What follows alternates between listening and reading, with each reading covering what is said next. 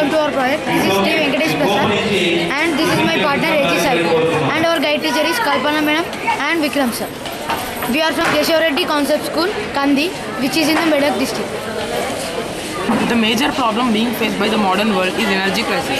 To overcome this problem, many methods are being employed and various sources are being discovered. As the fossil fuels are expected to run down in a short period of time, we must have an alternate fuel which is eco-friendly, cost-effective, high-efficient, available abundantly, and which is a renewable source of energy. The geothermal energy satisfies all these characteristics for an alternate fuel so that it can be used to run the next generation.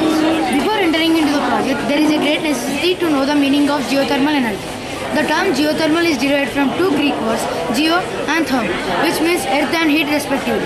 By this we come to know that geothermal energy is the energy which is generated by the heat present in the earth. In the other words, it is a collection of absorbed heat which is derived from the underground. Coming to the project, the earth has 4 main layers with different compositions.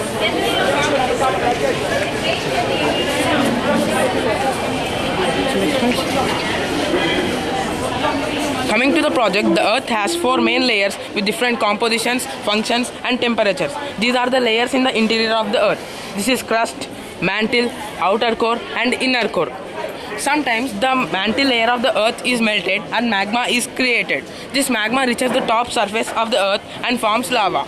Sometimes this lava heats the nearby rocks and water, resulting in the formation of geysers and hot springs. Coming to the sources of Earth's internal energy, 70% of Earth's internal energy comes from the decay of radioactive nuclei that are embedded within the Earth. Some of the energy is from the residual heat left over the Earth's formation, and the rest of the energy is from the meteorite impacts.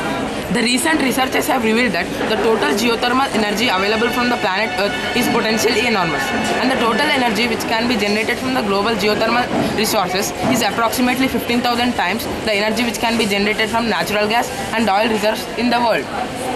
Unlike solar and wind energies, the supply of geothermal energy is constant and does not vary with the changing climatic conditions. Let us know the benefits of geothermal energy. And first is that it is eco-friendly. That means it saves natural resources and reduces carbon dioxide emissions and reduces the pollution. And the next is that less maintenance. It is used in the fever breakdowns and cleanings. And next is that it is cost effective and high efficient. And next is that it is the durable source of energy. And coming to the direct uses of geothermal energy, it is used in greenhouse gases, hot water, space heating, industrial processes, air conditioning, resorts and pools, drying, aquaculture and snow melting. First let us know how the direct sources function. Direct sources function by sending the water down a well to be heated. Then a heat pump is used to take the heat from the underground water, and then the water is cooled and it is re-injected into the earth. Coming to the advantages, the geothermal energy has many environmental benefits. Coming to the environmental benefits, as it is a renewable source of energy, the geothermal energy helps in reducing the pollution and global warming. Moreover, it does not emit any harmful byproducts or any greenhouse gases. Now let us explain the process of this geothermal power plant. The red light indicates the heat present in the earth. As we drill the pipes and obtain the heat to the surface, the heat will pass through these pipes and goes into these water storages. In the water storages, the water will be converted as steam because of this heat, and the steam will pass through the turbine internally and generates the electricity. The electricity is seen in the form of yellow light. And there will be some remaining steam which does not pass through the turbine. This steam will pass through the condenser, in which due to the regulation of pressure, the steam is converted into water again. This water can be re-injected into the earth or can be used for watering the plants and many other uses. So let us make the best use of these renewable sources like geothermal energy and save our planet Earth. We can use the warmth from the lap of our Mother Earth and save our planet Earth. Thank you, sir. You have any questions? You have any questions from your project? You should ask us. You ask it. No, you have a question. Launching of in our India. Sir, in India it is going to start in 2012 under the leadership of Chandrasekharam in the Khammam district, which is in the Godavari basin. Okay, I have a question here, okay? The question what I have here, what is the power you can generate from this plant? Electricity, sir. That's what. In Andhra Pradesh, which is going to start next year, it is See, here you made some project, right? So, how much power you are able to generate here? It depends on the temperature of the land. Temperature of the land? In different regions, it is different. In Andhra Pradesh, it is expected to. So, what are the calculations you made across this project?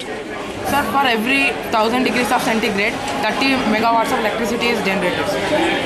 How that 1000 degrees centigrade can be correlated to your megawatt, 30 megawatts?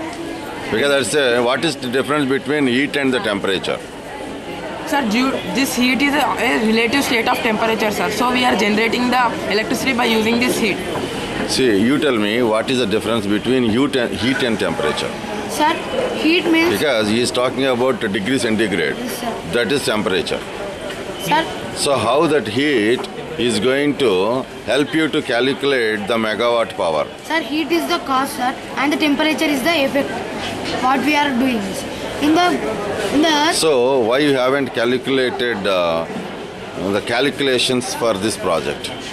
What are the sir? Just we are showing the model so Okay. that they will inspire and they will make these projects in a different Okay, places. that's fine. Good. What's the name you said?